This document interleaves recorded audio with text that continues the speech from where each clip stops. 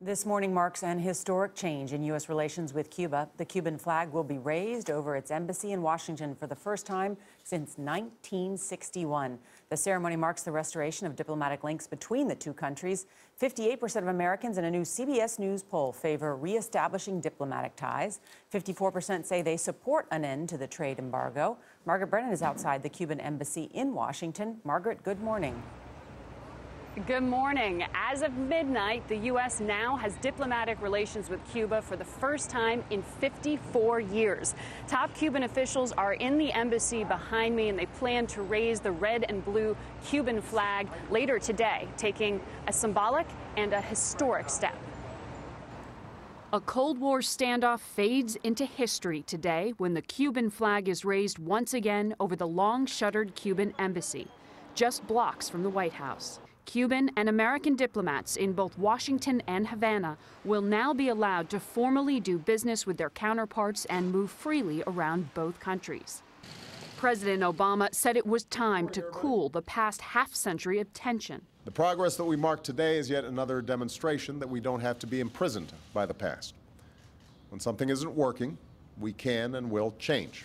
A new leader is on the scene, Fidel Castro. It started after the Cuban Revolution brought Fidel Castro to power in 1959. His Cold War alliance with the Soviet Union alarmed the U.S., which quickly shuttered its embassy in Havana and tried to remove Castro,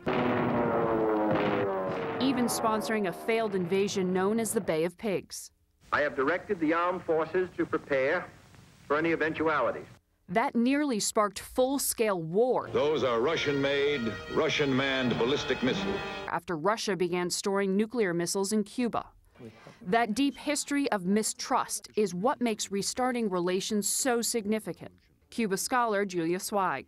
This is a moment of magnificent historical significance, and we, the two countries, the United States and Cuba, have been through many ups and downs. This is undoubtedly a significant up. But there's more work to do. The Castros remain in power, Cuba is still communist and cracking down on dissidents. There are also punishing trade and travel embargoes on Cuba that some in the U.S. Congress remain reluctant to peel back. Now, Cuba's top diplomat is here in Washington to oversee the festivities, and he will be the first in decades to visit the State Department later today.